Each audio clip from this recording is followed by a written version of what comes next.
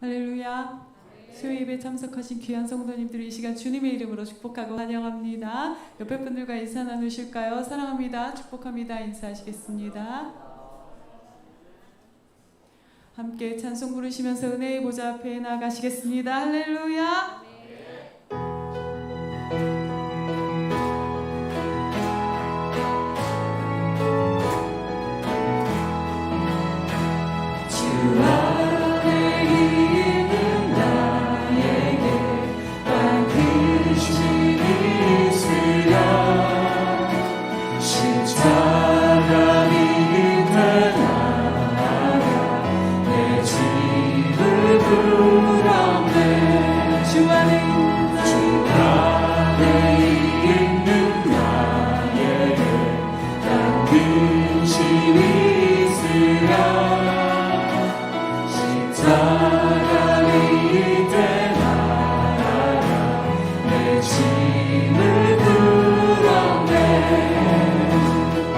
주님을 찬송하면서 할렐루야 할렐루야 내 앞길 멀고 오매도 나 주님만 따라가리 두려움이 변하며 내 기도 되었고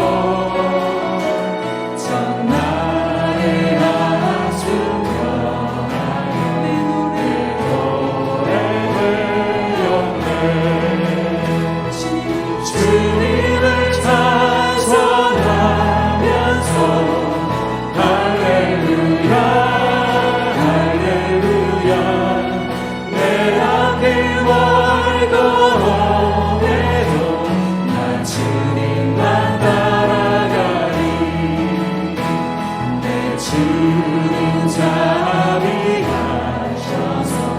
늘 함께 계시고 내 붐빈 마음을 아시고 늘 채워주시네 주님을 찬송하면서 할렐루야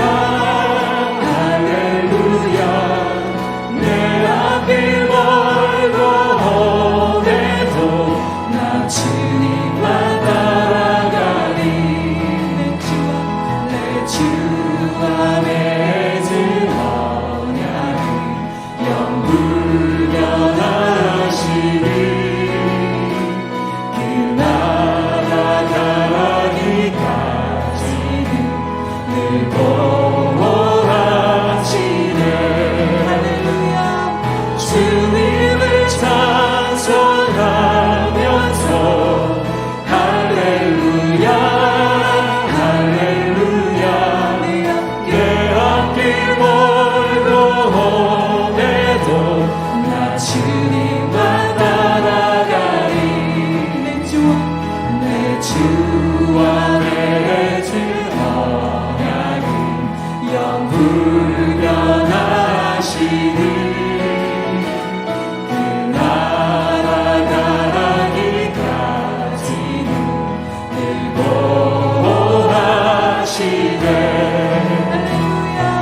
주님을 찬송하면서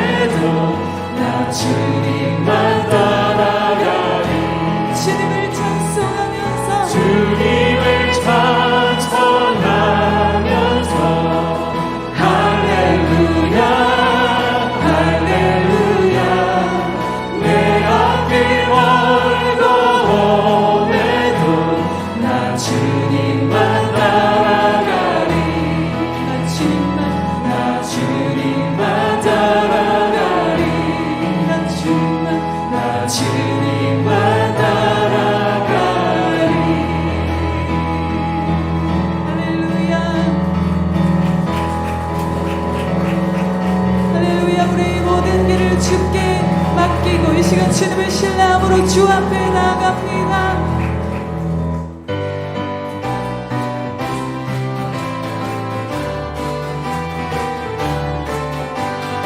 주의 친절한 발의 안깃에 우리 마음이 평안하리니 항상 기쁨으로 복이 되겠네 영원하신 발의 안깃에 주의 친절한 발의 안깃에 우리 마음이 평안하리니 항상 기쁨으로 복이 되겠네 영원하신 발의 안깃에 할렐루야.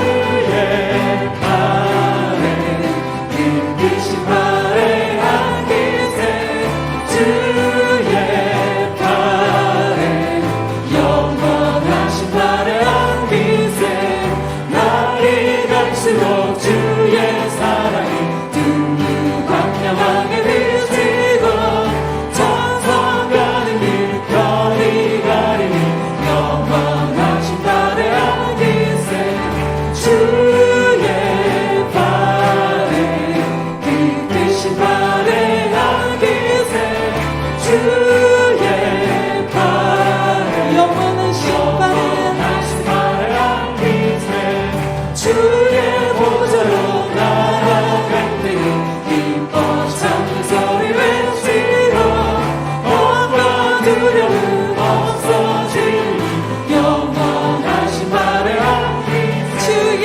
발에 주의 발에 깊으신 발의 안깃에 주의 발에 영원하신 발의 안깃에 주의 친절한 주의 친절한 발의 안깃에 우리 마음이 평안하리니 항상 기쁘고 복이 되겠네 영원하신 발의 안깃에 주의 발에 주의 발에 깊으신 발의 안깃에 주의 발에 영원하신 발의 안깃에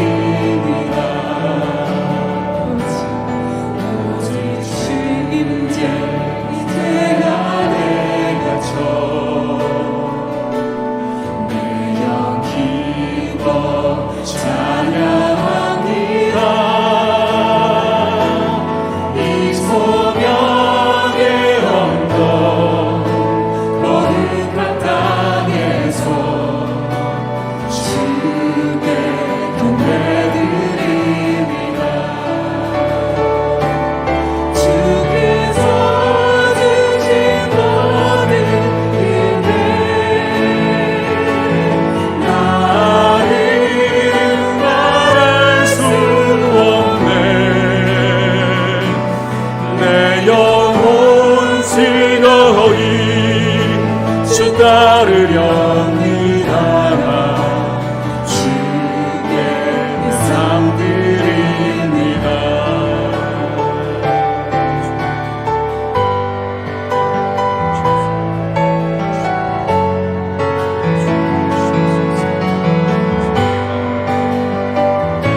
아버지,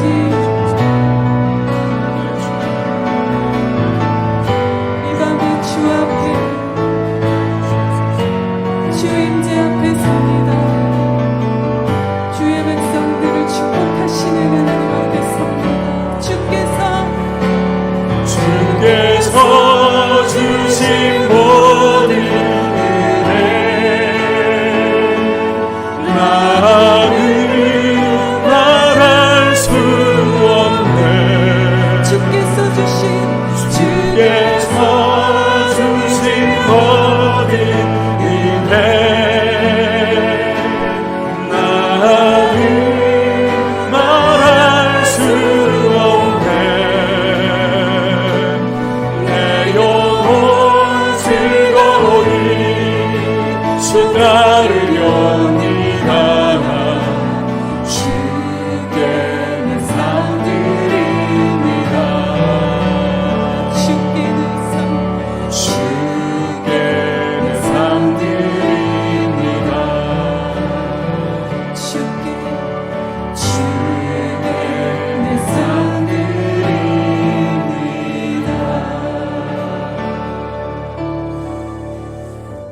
자비로우신 주님, 우리가 이 밤에 주님 앞에 모였습니다. 우리를 사랑하시고 우리를 이 예배의 자리에 불러주시는 주님의 그 크신 사랑과 그 크신 은혜로 인하여 주님의 그 자비하심을 더욱 의지하고서 보좌 앞으로 달려갑니다. 주님의 이름으로 달려갑니다.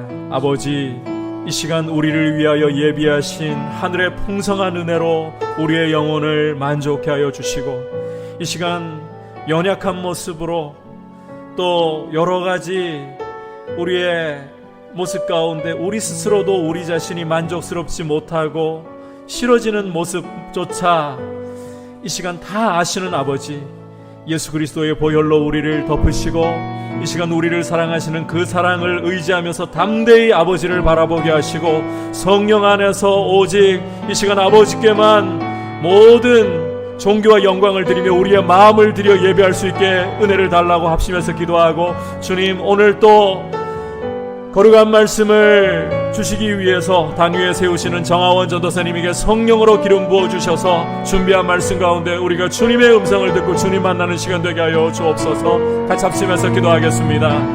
하나님 아버지, 시간 자비하신 주님 앞에 나왔습니다.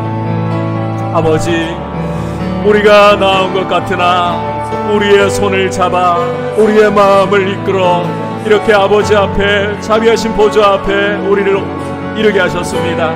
하나님 아버지, 우리의 의가 아니라, 우리의 자격이 아니라, 우리의 공로가 아니라 오직 예수 그리스도의 보혈만을 의지하고서 아버지 앞에 나아갑니다. 하나님 아버지, 우리 스스로 보기에 우리 자신이 너무나 부족하고 우리 자신이 형편없고 우리 자신이 추하고 더럽고 거짓되어 보일지라도, 아버지, 우리 자신에 대하여 우리 스스로도 실망스러울지라도 아버지, 이러한 죄마저도 사랑하시고 예수 그리스도의 보혈을 십자가에서 흘리게 하신 아버지, 그 크신 자비하심과 사랑을 의지하고 보혈의 공로를 의지하고 이 시간 아버지 앞에 담대함으로 뻔뻔스러움으로 나아가오니 성령으로 우리를 도우시고 아버지 예비하신 은혜를 약속대로 주시고 아버지를 만나는 시간, 예수 그리스도를 만나는 시간이 되게 하여 주시고, 성령의 임재하심 안에서 우리가 주님 앞에 모든 존귀와 영광을 드리며 우리의 중심을 들여서 주님을 갈망하는 시간이 되게 하여 주시옵소서.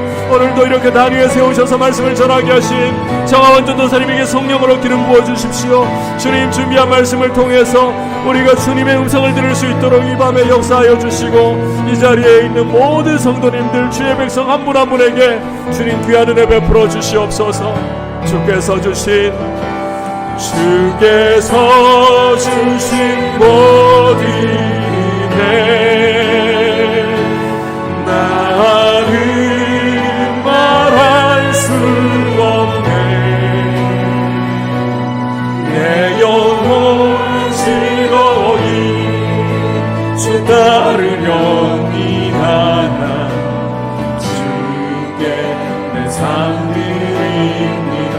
주께서 주신 것이네. 나는 말할 수 없네. 내 영혼 즐거이 따르렵니다. 주께 내 삶 드립니다. 주님께 내 삶을, 주께 내 삶 드립니다. 주님께 내 삶 드립니다.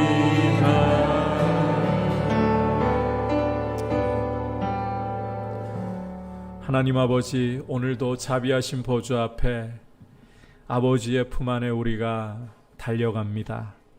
우리에게 자격이 있거나 우리에게 공로가 있기 때문이 아니라 또 우리 스스로 보기에 우리 자신도 못마땅할 만큼 우리는 거짓되고 교만하고 어리석고 추하고 더러운 것이 많습니다.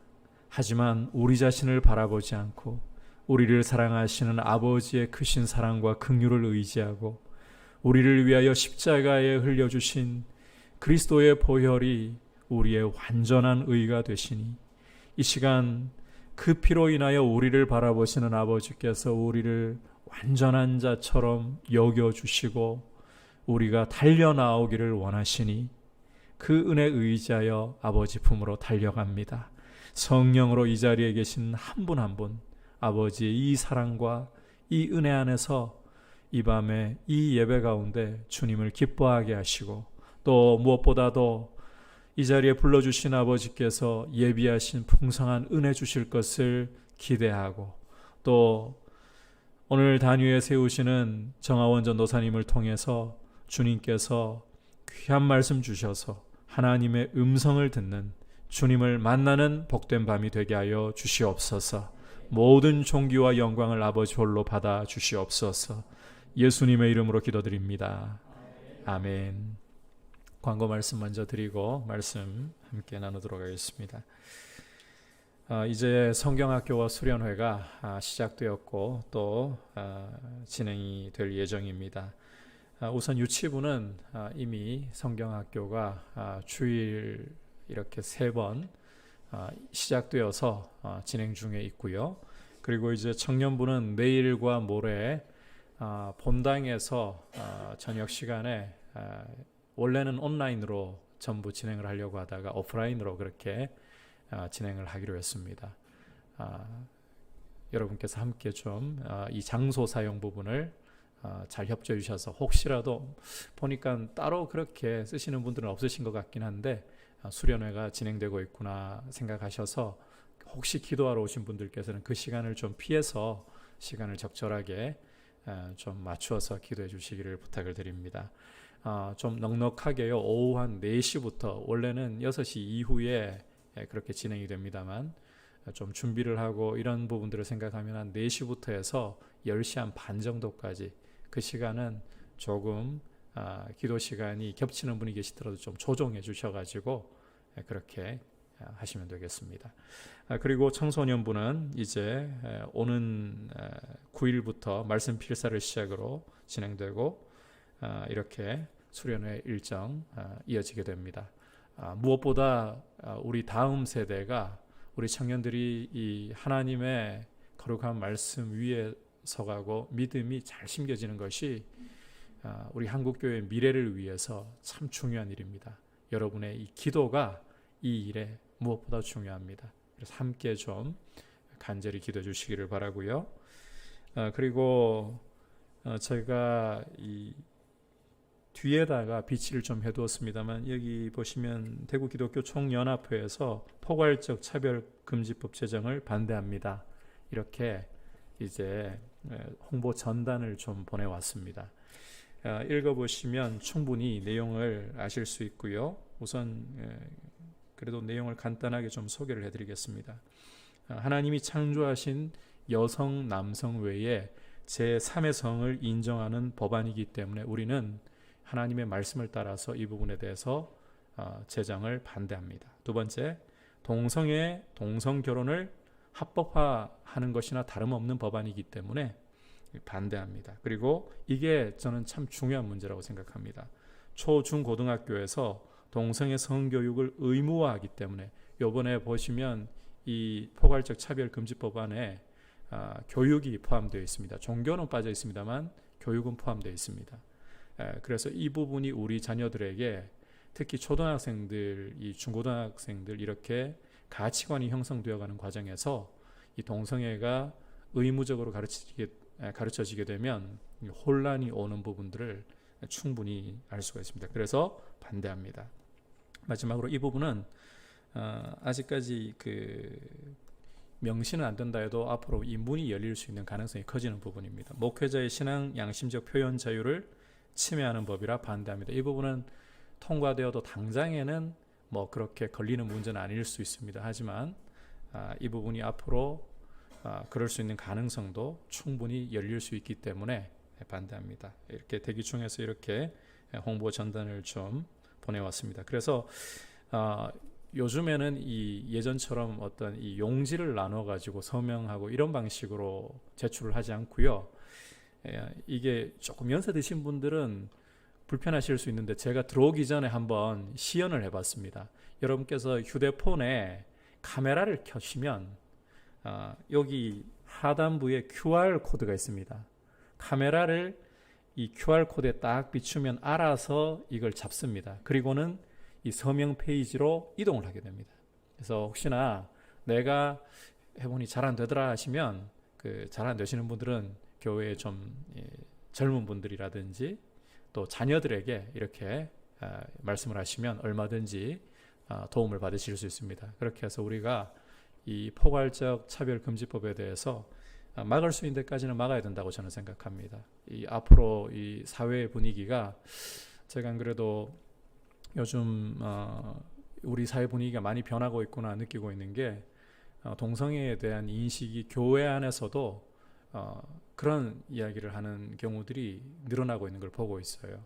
아직까지 저희 교회에서는 그런 말을 들어본 적 없습니다만 이제 심심찮게 주변에 지인들을 통해서 지인들이 그렇게 하는 게 아니라 지인들이 우려를 그렇게 표현하더라고요. 주변에서 들려오는 이야기가 동성애가 죄인지 잘 모르겠어요. 성경 해석의 문제 아닌가요? 이렇게 고린도전서 6장 9절에 보면 탐색하는 자, 그러니까 좀 쉽게 이야기하자면 여자를 탐색하는 자나 그러니까 호색한을 말하는 거죠. 남색하는 자, 이 남색이 동성애예요. 호모섹슈얼이라고 이 동성애를 가리킵니다. 하나님 나라에 들어가지 못하리라. 이건 뭐 너무 명백한 말씀이잖아요. 이것만 봐도 이렇게 명백하지만 이런 성경 해석의 문제가 아닌가 이렇게 가치에 혼란이 오는 이야기들을 많이 듣습니다. 이런 부분에서 우리가 동성애는 죄다. 이것만큼은 분명하게 못을 받고 이 부분에 함께 여러분께서 참여해 주시기를 부탁을 드립니다. 자, 이제 하나님 말씀 듣도록 하겠습니다. 이 시간 주시는 하나님의 말씀은 빌레몬서 1장 1절에서부터 7절 신약 성경 제가 가지고 있는 성경 351장입니다. 351페이지 빌레몬서 1장 1절에서부터 7절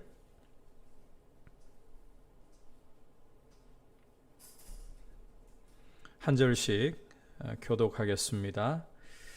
그리스도 예수를 위하여 갇힌 자 된 바울과 및 형제 디모데는 우리의 사랑을 받는 자여 동역자인 빌레몬과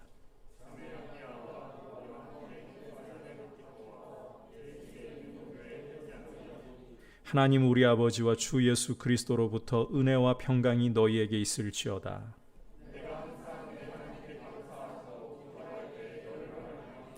주 예수와 및 모든 성도에 대한 내 사랑과 믿음이 있음을 들음이니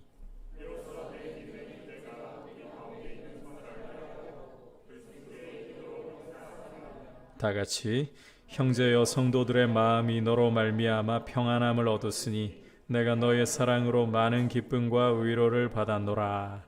아멘. 오늘 사랑의 사람이라는 제목으로 정하원 전도사님 말씀 전하시겠습니다. 우리 따뜻한 박수로 모시도록 하겠습니다.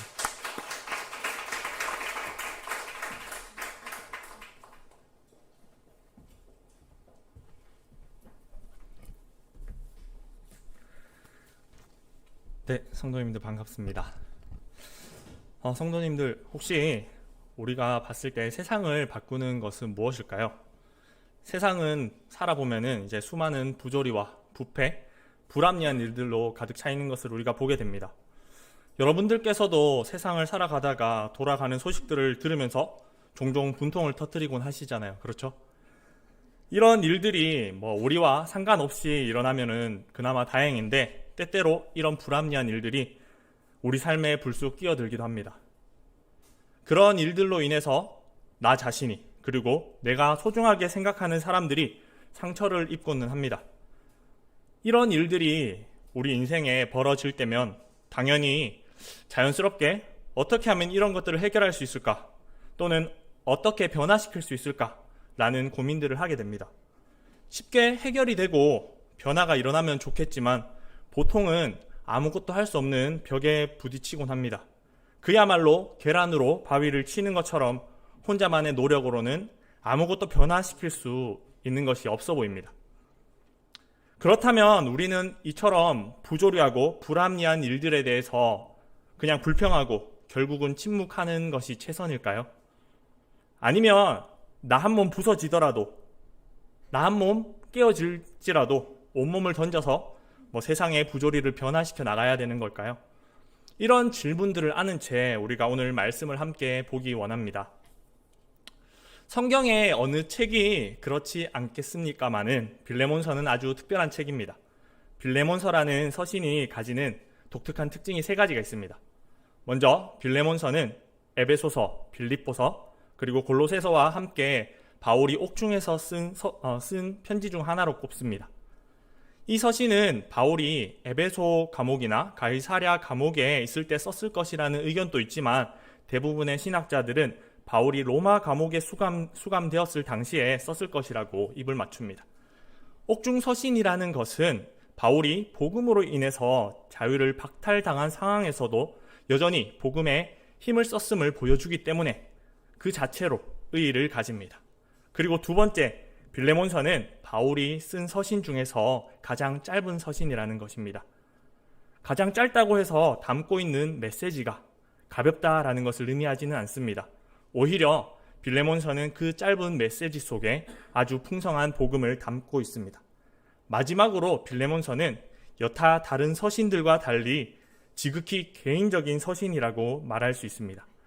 바울이 돌보는 교회나 목회자를 향해서 신학적인 문제, 교회 내의 문제, 이런 것들을 다룬 그런 사도적인 건의로 써내려간 목회 서신이라기보다는 빌레몬이라는 사람의 개인적인 문제를 다루는 서신이라는 데에 빌레몬서만의 의의를 가집니다. 그만큼 빌레몬서는 바울의 인격적인 부분이 잘 드러나는 서신이라고 말할 수 있습니다. 그러면서도 그 속에는 여느 서신들과 같이 복음의 진리가 잘 나타나고 있습니다.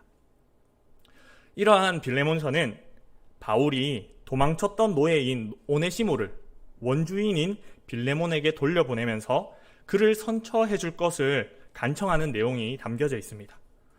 오늘 함께 읽은 말씀은 바울이 이러한 본론을 꺼내기 전에 빌레몬을 비롯한 수신자 그룹에게 인사말을 건네는 것입니다. 그리고 바울이 편지를 쓴 의도를 효과적으로 꺼내기 위해서 초석을 다져가는 것입니다.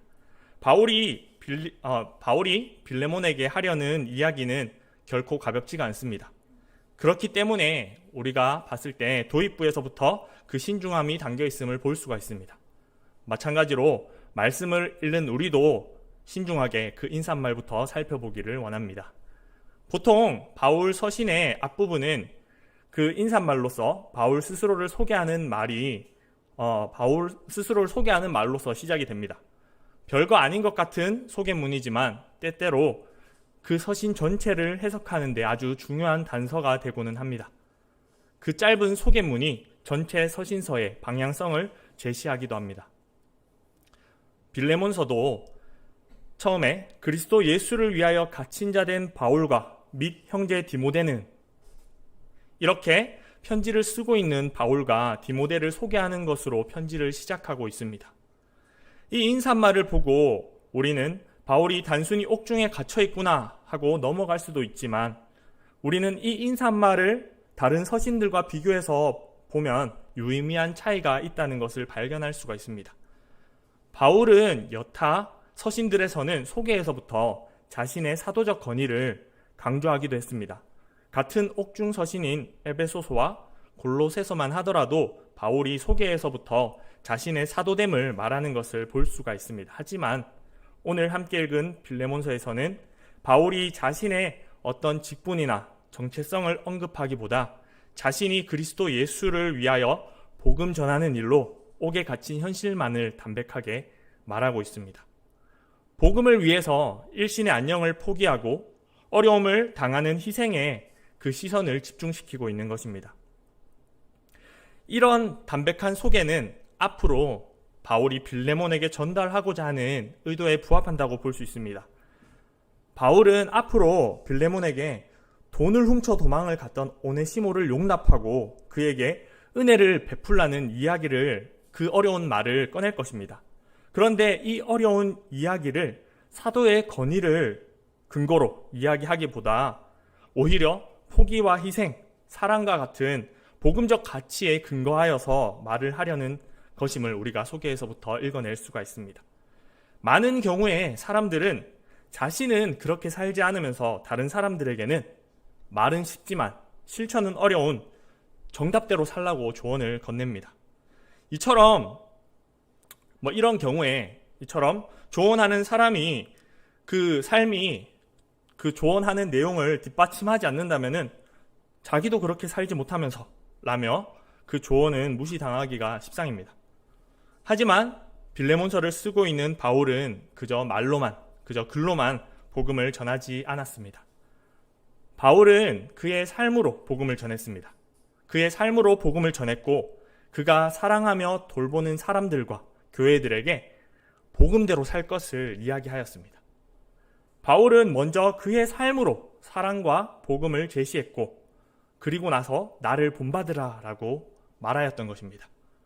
하지만 편지는 그 편지를 쓰고 있는 사람이 어떤 사람인가도 중요하지만 그 편지를 받는 사람 또한 중요합니다. 아주 훌륭한 사람이 훌륭한 메시지를 담아서 편지를 썼다 한들 그 편지를 받는 사람이 고집과 아집으로 똘똘 뭉쳐서 씨알도 안 먹히는 사람이라고 한다면 그 편지의 메시지는 사실 소용이 없어지는 것입니다. 빌레몬서의 수신자는 오늘 말씀 1절 하반절과 2절에 드러나고 있습니다. 우리의 사랑을 받는 자요, 동역자인 빌레몬과 자매 아비아와 우리와 함께 병사된 아키뽀와 내 집에 있는 교회에 편지하노니, 말씀에서 보아 알 수 있듯이 이 편지를 받는 사람은 빌레몬 한 사람만은 아닙니다. 전통적인 해석으로 아비아는 빌레몬의 아내, 그리고 아키뽀는 그의 아들이라고 이야기합니다. 그리고 당시 초대 교회는 보통 독립적인 교회당을 지니고 있기보다는 함께 모일 수 있는 가정집에서 예배를 드리는 것이 일반적이었습니다. 내 집에 있는 교회라고 이야기한 것으로 보아서는 빌레몬의 집은 골로새 교회의 집회 장소로 사용되었을 것이라고 볼 수 있습니다. 따라서 이 빌레몬서는 빌레몬의 가정과 빌레몬 집에서 함께 예배를 드리는 골로새 교회의 성도가 수신자 그룹이라고 말할 수 있습니다. 그렇지만 편지의 주된 내용은 분명 빌레몬을 1차적인 수신자로 하고 있습니다. 그렇다면 과연 빌레몬은 어떤 사람이었을까요? 바울과 디모데는 빌레몬에게 맨 처음 인사를 건네면서 우리들의 사랑을 받는 자요, 동역자인, 이렇게 말을 하였습니다. 그리고 빌레몬이라는 이름은 애정이 있는 사람, 사랑의 사람이라는 뜻을 가지고 있는 단어입니다. 즉, 그의 이름은 그를 사랑의 사람이라고 소개하고 있는 것입니다. 우리는 이러한 맥락에서 봤을 때 이 빌레몬서는 사랑이 굉장히 중요한 열쇠가 되겠구나 라고 생각해 볼 수 있겠죠. 네, 정확합니다. 사랑은 앞으로 이어지는 말씀을 여는 열쇠라고 말할 수 있습니다. 이어지는 3절부터 우리 함께 읽어보겠습니다. 3절을 함께 읽어보겠습니다. 하나님 우리 아버지와 주 예수 그리스도로부터 은혜와 평강이 너희에게 있을지어다. 아멘. 바울의 이러한 인사말은 그의 서신서에 거의 공통적으로 나타나는 인사말입니다. 이 인사말이 다른 서신에도 공통적으로 나타난다는 것은 그만큼 형식적인 인사라는 거겠죠. 물론 아닙니다. 이 인사말이 바울의 서신마다 등장한다는 것은 그만큼 하나님 아버지와 그리스도 예수로부터 말미암는 은혜와 평강이 누구에게나 항상 필요하다는 것을 의미합니다.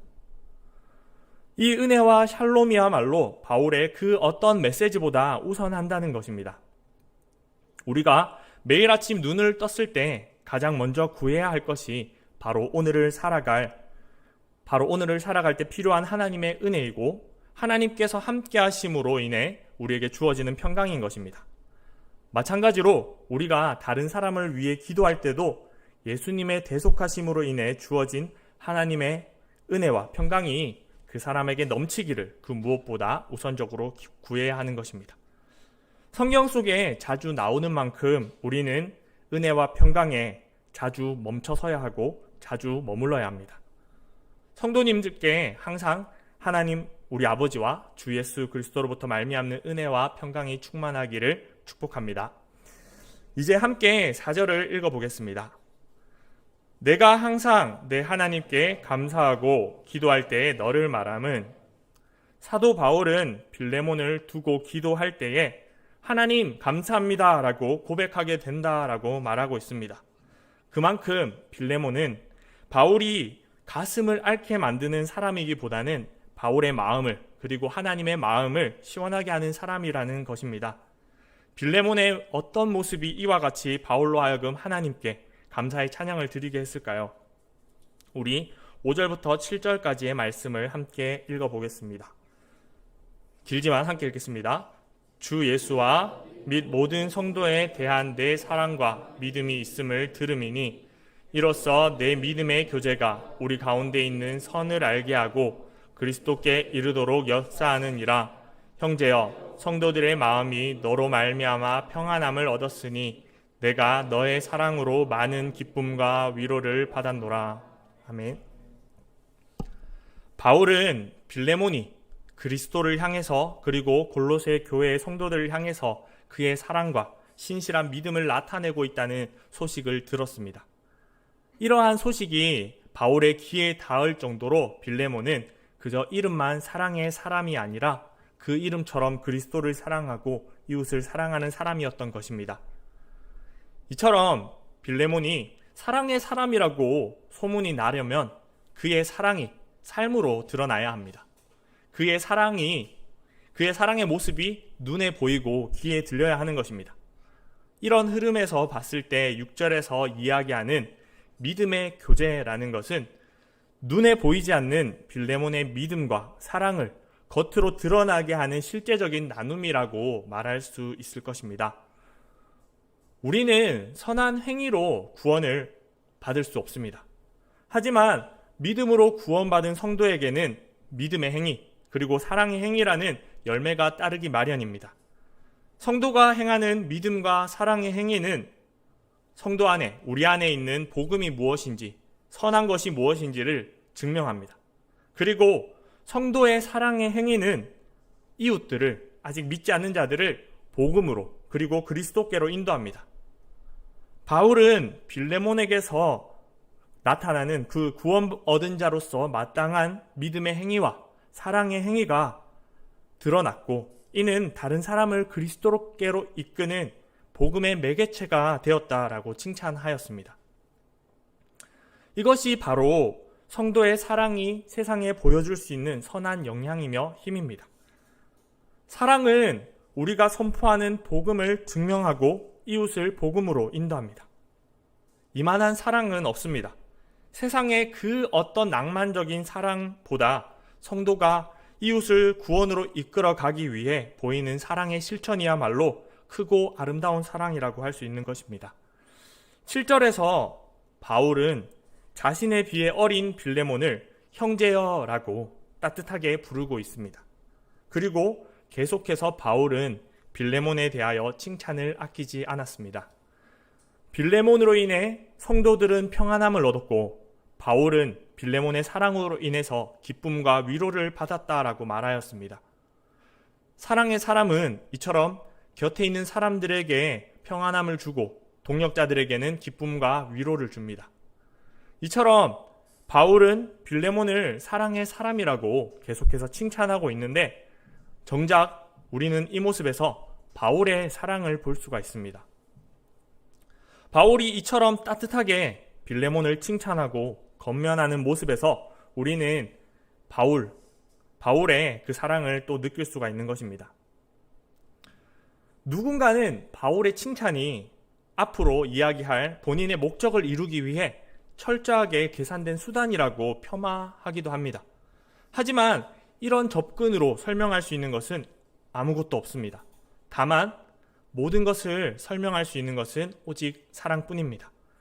사랑이 이전에 바울의 행동들을 이해하게 하고 이 서신을 해석할 수 있게 하는 것입니다. 바울이 지금 옥에 갇힌 것도 그리스도를 사랑하고 이웃을 사랑하여서 미련하게 복음을 전했기 때문입니다. 그 와중에 돈을 훔쳐 도망간 노예 오네시모를 용납하라고 빌레몬에게 편지를 쓰는 동기도 사랑이라고 할 수 있습니다. 그리고 이렇게 어려운 권면을 할 수 있는 이유도 빌레몬이 그리스도 예수 안에서 한 형제된 동력자이자 사랑의 사람이기 때문입니다. 그리고 이들 사랑의 모든 근원은 바로 우리 주 예수 그리스도의 이해할 수 없는 사랑입니다. 그리스도께서 우리를 구원하시기 위해 베푸신 사랑은 이 땅을 살아가는 성도들로 하여금 세상을 향해서 이해할 수 없는 사랑의 행위를 하게 만듭니다. 초대교회는 그리고 바울은 왜 도대체 노예 제도 폐지와 같이 사회를 변화시키는 일에 적극적으로 행동하지 않았는지 오해 아닌 오해를 받곤 합니다. 하지만 바울은 급진적인 사회의 개혁을 도모하지 않았습니다. 그저 사랑으로 복음을 전했고 복음대로 사랑을 실천했습니다. 왜냐하면 먼저 예수님께서 사랑 때문에 낮아지셨고 고통당하셨고 죽으심으로 구원의 길을 여셨기 때문이었습니다. 사랑이 사랑을 낳습니다. 그리고 사랑이 모든 것을 변화시킵니다. 물론 세상도 사랑이 귀한 줄 알고 있습니다. 사랑이 중요한 줄 알고 있습니다. 세상에서도 사랑이 모든 것을 변화시킨다라고 이야기합니다. 심지어 동성애자들은 사랑이 이긴다라면서 자신들의 목소리를 높입니다. 하지만 성경에서 말하고 우리가 따르는 사랑은 이와 다릅니다. 불같고 전쟁 같은 그런 사랑이 아닙니다. 불의한 것을 괜찮다 하면서 눈 감는 사랑이 아닙니다. 이익을 위해 불사를 듯이 몸을 던지는 그런 투쟁적인 사랑이 아닙니다. 오래 참고 온유한 가운데 불의를 기뻐하지 않고 진리와 함께 기뻐하는 사랑입니다. 시기하지도 자랑하지도 교만하지도 않으면서 자기가 죽는 그런 사랑입니다. 그리스도의 사랑만이 이와 같습니다. 섬기고 베풀고 용납하고 죽습니다. 그리스도께서는 우리에게 의를 주시기 위해 십자가에서 자신의 모든 물과 피를 쏟으시기까지 우리를 사랑하셨는데 바로 이 사랑만이 세상을 변화시킬 수 있습니다. 세상에 삐뚤어지고 어긋나 버려서 자극적이기만 한 그런 사랑이 아니라 온전하신 그리스도의 사랑만이 성도의 사랑을 낳고 세상을 변화시키는 것입니다. 우리는 가끔 세상의 부조리를 보면서 불을 뿜습니다. 교회 안에서 일어나는 부조리들에 대해서도 마찬가지입니다. 내가 정의의 사도가 되어서 판을 뒤집어 엎어야 할 것만 같은 그런 충동에 사로잡히기도 합니다. 하지만 우리를 움직이는 것은 그런 충동이 아니라 그리스도의 사랑이 되어야 합니다. 오늘 말씀은 빌레몬에게 그리고 우리에게 잘 짜여진 논리로 설득하려 하지 않습니다. 그리스도의 이해할 수 없는 사랑으로 잉태된 우리가 다시 세상을 향해 그리고 이웃을 향해 사랑 베풀 것을 또한 사랑에 근거하여서 호소하고 있는 것입니다. 이 말씀을 듣는 성도님들이 오직 그리스도의 사랑에 매여서 세상을 변화시키는 사랑의 사람들이 되기를 축복합니다.